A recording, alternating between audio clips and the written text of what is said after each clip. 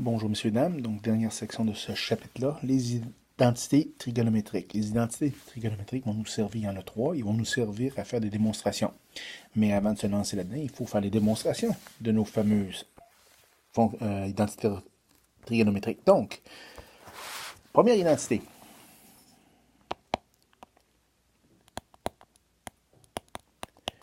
C'est quoi? Je vous la donne et ensuite on va s'amuser évidemment à la démontrer. Donc, l'identité, c'est quoi? C'est sin carré d'un angle plus cos carré de l'angle, c'est égal à 1. Ça, c'est mon identité. Essayons de faire une démonstration maintenant reliée à ça. Je vais tenter de me situer dans le plan cartésien avec un cercle. Bon, quand même pas trop pire. Le centre ici, c'est O. J'ai ici le point G. G, ça en fait des G, ça. Ça, c'est C. Ça, c'est le point A. Voilà. J'ai mon angle ici, qui est l'angle θ. Et boy, ça, c'est pas évident. Donc, mon angle ici, c'est θ. À ce moment-là, on veut savoir, on veut faire des liens. Donc ici, première chose que je remarque au niveau des identités, c'est que je travaille avec les sines et les cos. Donc, on va voir si on est capable de faire des liens. Parce que je remarque évidemment que sin dans ce triangle que j'ai là, sin θ est égal à quoi? Dans le fond, c'est la mesure de C, donc de CG, donc côté opposé, sur hypoténuse, qui est la mesure de OG. Ouais, mesure donc de OG. Et voilà pour ça. Mesure de CG, je ne le connais pas. Mais, qu'est-ce que je remarque, évidemment, c'est que la mesure de OG, c'est un rayon, c'est un cercle trigo, donc c'est 1. Donc, ça veut dire que le sin de l'angle θ, c'est égal à la mesure de CG. Ça, c'est pour le sin. Le cos, lui, si je prends le temps de le regarder, cos, c'est quoi? C'est côté adjacent sur hypoténuse. Donc, côté adjacent de l'angle θ, c'est la mesure de OC. Sur l'hypoténuse, qui est la mesure de OG. Encore le même principe, OG étant égal à 1, ça veut dire que la mesure c'est-à-dire le cosinus de l'angle θ, c'est la mesure du segment OC, tout simplement. Bon, regardons ça encore. Qu'est-ce que j'ai d'intéressant aussi avec lequel je peux travailler ici? C'est tout simplement, donc, Pythagore pour le fun. Parce que si je regarde ce que j'ai ici, j'ai sin carré, cos carré égale à 1. Moi, ça, puis un plus entre les deux, ça ressemble beaucoup à Pythagore. Allons-y avec Pythagore pour le fun.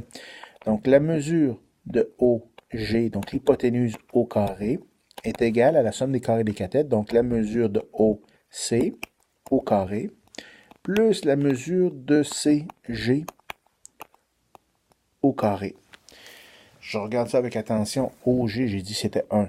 Donc, 1 au carré, ça donne pas mal 1. Ça ressemble beaucoup au 1 que j'ai en haut là. La mesure de OC, on a dit que c'était le cos. Donc ça, dans le fond, c'est cos θ qui est égal au carré, plus la mesure de CG, c'est sin. Donc sin θ au carré. Ben voilà. J'ai le au carré de comment on l'écrit au niveau de ça. On va l'écrire tout simplement comme étant 1 est égal à cos carré θ plus sin carré θ. Qu'est-ce que j'ai? Ben, j'ai tout simplement mon identité numéro 1. Aussi simple que ça. Donc ça, c'est la démonstration, comme je disais, pour l'identité numéro 1. L'identité numéro 2 maintenant.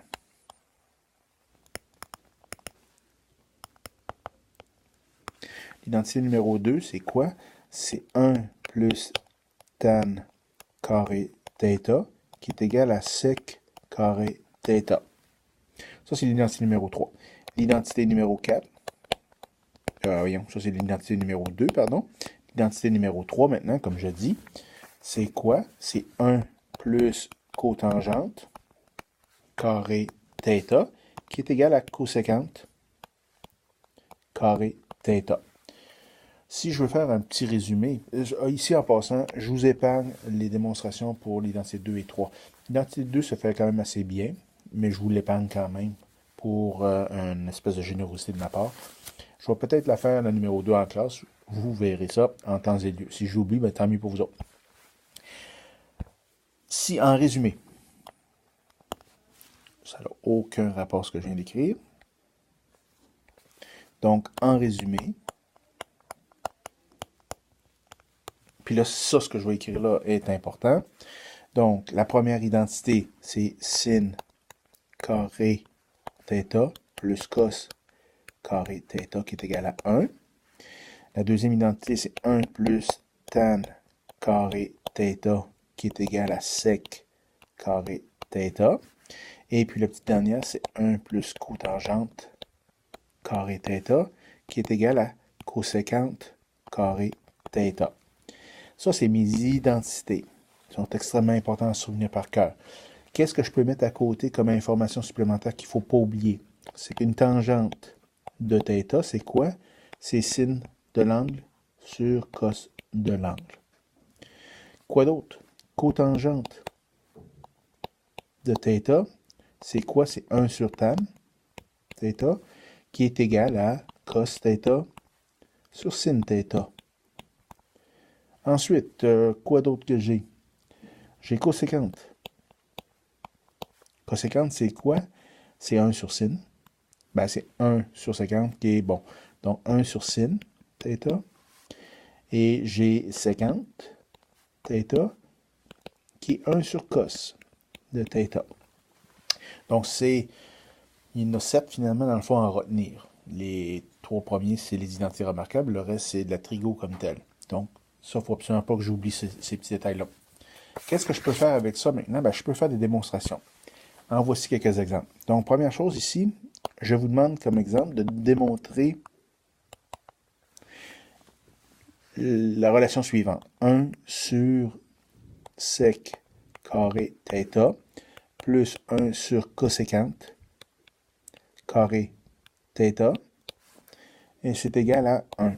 Je veux vous démontrer, vous devez me démontrer ça. Donc, comment est-ce que je fais? C'est que là, je vais transformer ce que j'ai comme information, puis essayer de me trouver quelque chose de plus simple. J'ai égal à 1, donc j'aimerais ça arriver avec quelque chose comme sin carré plus cos carré. Ça ferait mon affaire. Ben, comment est-ce que je peux faire ça? Première chose que je remarque, séquente carré, c'est quoi? C'est 1 sur cos carré θ.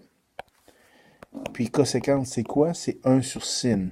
Donc, coséquente carré, c'est 1 sur sin carré θ. Ça, c'est pas évident ce que c'est écrit là, hein? Sin carré θ. Ça, c'est toujours égal à 1. Donc, je continue comme ça. Si je fais ici la division de fractions, hein? Encore des belles fractions. Donc, 1 sur cos carré, ben, c'est cos carré θ, plus 1 sur sin carré, c'est sin carré θ.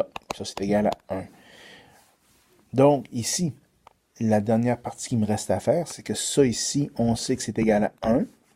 Puis ça, ben, ça demeure égal à 1. Donc, qu'est-ce que je viens de démontrer? Je viens de démontrer que ça, c'était vrai. Donc, c'est QFD, ce qu'il fallait démontrer. Donc, voilà un exemple. Un autre exemple.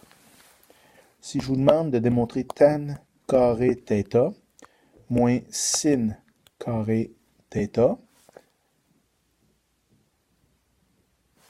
est-ce que c'est égal? Je vais vous démontrer. Est-ce que c'est égal à sin carré θ tan? Bon. Donc, tan carré θ. Donc, là, ici, qu'est-ce que j'ai? J'ai une soustraction de deux termes, dont un tan carré puis un sin carré, puis j'espère arriver avec une multiplication d'un sin carré avec un tan carré. Donc, qu'est-ce que c'est ça? Comment est-ce qu'on transforme ça? Ben là, il faut s'amuser. Quand on fait des démonstrations de ce type-là, on travaille avec un des deux côtés, puis on essaie d'obtenir l'autre côté. Donc ici, qu'est-ce que je vais commencer par faire? Moi, je vais commencer par travailler tout simplement avec le côté gauche, en espérant arriver au côté droit. Donc là, je vais m'amuser à transformer. J'ai un sin carré, puis j'ai un tan carré. Donc, qu'est-ce que je vais faire? Tan carré, est-ce que je suis capable de changer ça? Ben, tan, c'est sin sur cos. Donc, tan carré, c'est sin carré θ sur cos carré θ moins sin carré θ. Bon, qu'est-ce que je peux faire avec ça ici?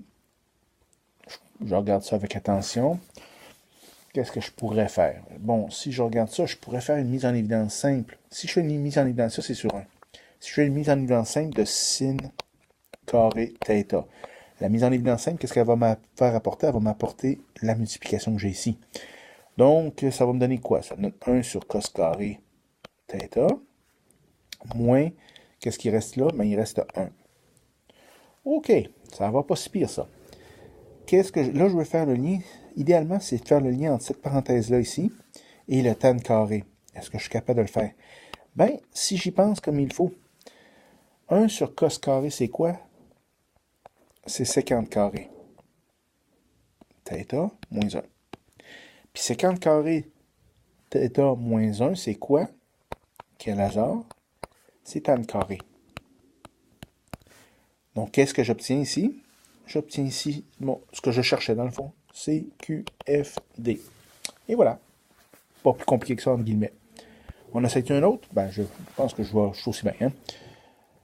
Si je veux m'amuser, supposons, avec 2 cos carré θ moins cos carré cos θ, pardon, moins 1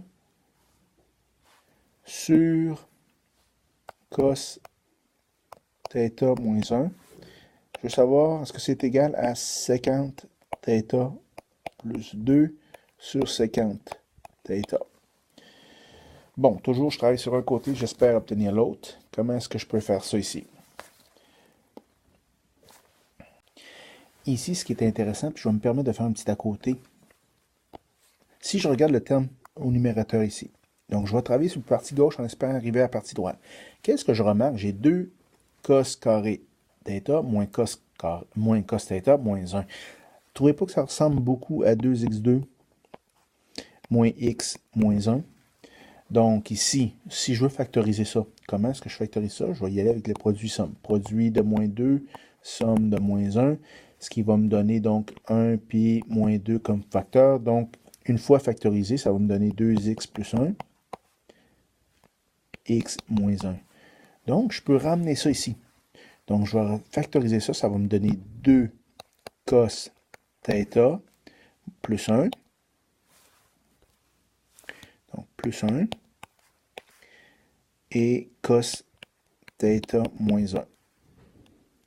Sur cos θ moins 1. Voilà.